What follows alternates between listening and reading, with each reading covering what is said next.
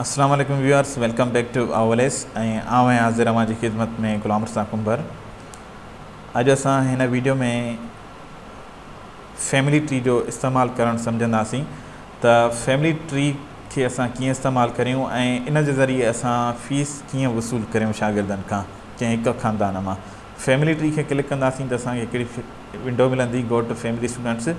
Family tree by NIC number जे ज़रिए असां हिकु फैमिली जा ॿार आणींदासीं ट्रैक करे, ऐं family tree by contact number हिकु फैमिली जा ॿार चाहे उहे कज़न्स हुजनि पाण में, उहे सभु असांखे हिन में ट्रैक थी मिलंदा। ऐं जेको NIC सां आहे, इन में सिर्फ़ु असांखे हिक ई पीउ जी औलाद जा जेकी हिक ई पीउ जा ॿार हूंदा उहे असांखे ट्रैक थी मिलंदा। ऐं कॉन्टेक्ट नंबर में ईअं आहे त उन में उन्हनि जा कज़न्स वग़ैरह जेकी बि हूंदा उहे सभु असांखे ट्रैक थी मिलंदा। सो अॼु असां family tree by contact number ते ईंदासीं, इहो सम्झंदासीं। सेम तरीक़ो उहो ई आहे NIC में। असां ने क्लिक कंदासीं family tree by contact number, त असांखे ही विंडो हिकिड़ी मिलंदी, फैमिली स्टूडेंट्स बाय कॉन्टेक्ट। असां हितां सिलेक्ट कंदासीं हिकिड़ो शागिर्द, त उन जी असांजी जेका फैमिली हूंदी उहा असांखे मुकमल थी मिलंदी, सर्च ट्रैक थी मिलंदी।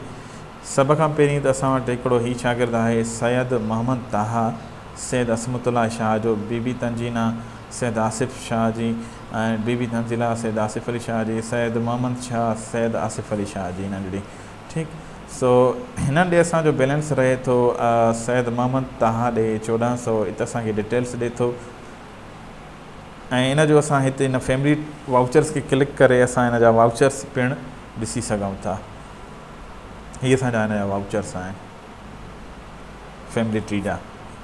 Family fees vouchers month May 2021, हीअ जेकी बि आहिनि उन्हनि जा तफ़सील असांखे हिते मिलनि था। हिकिड़े शागिर्द जा 700 arrear sense, current fees 700, total थिया 700, डिस्काउंट कोन्हे, पेमेंट बि कोन्हे का थियल, इन करे बैलेंस ॾे 1400 थिया। ॿिए ॿार ॾे हिसाब सां 1500, टे ॾे 1400, टोटल थिया 4300 रुपया। हीअ असां फैमिली वाउचर पेड अनपेड ॿई प्रिंट करे सघूं था। हिन खे क्लोज़ कंदासीं। हाणे अचो त इन्हनि ई शागिर्दनि खां असां फ़ीस कीअं वसूल करियूं। हाणे सैयद मोहम्मद ताहा आहे, इन खां असां फ़ीस वसूल करियूं, उन जे लाइ असां हिन व्यू फ़ीस खे क्लिक कंदासीं त असांखे फ़ी पेमेंट डिटेल्स जी विंडो खुली मिलंदी, जंहिंमां असां आख़िरी वाउचर नंबर 2021 जो मंथ मई आहे, मई महीने जो वाउचर वसूल कंदासीं। पे ते डबल क्लिक कंदासीं, पेड ते, ऐं पोइ त असां अमाउंट एंटर कंदासीं जेका बि असांखे मिले। फॉर सपोज़ असांखे हिन ॾांहुं मिलनि था 1200 रुपया, पोइ एंटर खे प्रेस कंदासीं त डेट ऑफ पेमेंट ऑटोमेटिक अची वेंदी, एंटर एंटर एंटर, त असांजा ही 1200 रुपया ते जमा थिया। पोइ हिते असांजा हिन ॾे 200 रुपया थिया, ऐं यूज़र नेम हिते अची वियो। क्लोज़ करियूं था। अहिड़े हिसाब सां नेक्स्ट स्टूडेंट आहे बीबी तंजीना, ही शागिर्द इनएक्टिव आहे। क्लिक करे ॾिसूं व्यू फ़ीस खे, हिन ॾे कंहिं क़िस्म जी फ़ीस कोन्हे का, इन जे करे ख़ाली ॾेखारियो। टियों ॿार आहे बीबी तंज़ीला, ही एक्टिव आहे, व्यू फ़ीस। हाणे हिन ॾे बि असांजो सेम तरीक़ा, हिन सां बि असां सेम तरीक़ो इस्तेमालु कंदासीं बीबी तंज़ीला सां। हिन खां फ़ीस वसूल करण जो तरीक़ेकार सेम ई रहंदो। पैड ते डबल क्लिक कंदासीं ऐं पोइ फ़ीस वसूल कंदासीं। हिन खां 1500 ई था वसूल करियूं, एंटर एंटर एंटर, असांजो ही अची वियो हिते। ठीकु, क्लोज़ कंदासीं। ऐं उन खां पोइ असांजो सैयद मोहम्मद शाह, वरी इन ते अची क्लिक कंदासीं, व्यू फ़ीस अची वई विंडो असांजी पेमेंट डिटेल्स जी।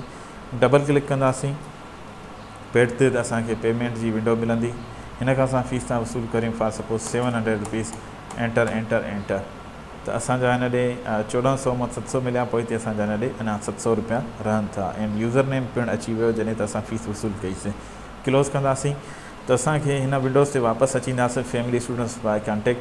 हाणे हिते अमाउंट्स असांखे ॾेखारे थो, हिनखे रिफ्रेश कंदासीं हितां, त असांजी अमाउंट्स उहे अची बीहंदियूं जेकी हुननि ॾे असांजियूं रहनि थियूं। ऐं फैमिली वाउचर्स खे क्लिक कंदासीं त असांखे फैमिली वाउचर में प्रिंट तयारु थी मिलंदी, ऐं हिन में असांखे हीउ ॾेखारींदो त कहिड़े शागिर्द असांखे केतिरी फ़ीस हुई ऐं केतिरी टोटल थी, उन केतिरी असांखे जमा कराई। फस्ट ॿार आहे सैयद मोहम्मद शाह, हिन ॾे 1400 रुपया थिए पई, 700 जमा कराई, 700 पोइ हिते रहियो। अहिड़े हिसाब सां सेकेंड ॿार बीबी तंज़ीला, 800 रहियल, ऐं 200 रुपया 700 रुपया करंट फ़ी, 1500 रुपया 1500 ई जमा कराया त ज़ीरो बैलेंस थियो। नेक्स्ट बार सैद मोहम्मद तहा हिन ॾे 700 1400 रुपया 1200 जमा करें 200 रुपया पोइते यानी 2200 एरियर्स हुआ करंट फी 2100 टोटल थिया 4300 जंहिं मां 3400 जमा कराया पोइते 900 रुपया हिन ॾे प्रिंट रहनि था। इन खे प्रिंट करण जे लाइ असां छा कंदासीं कंट्रोल P खे प्रेस कंदासीं ऐं पोइ ओके खे असांखे ही प्रिंट थी मिलंदो।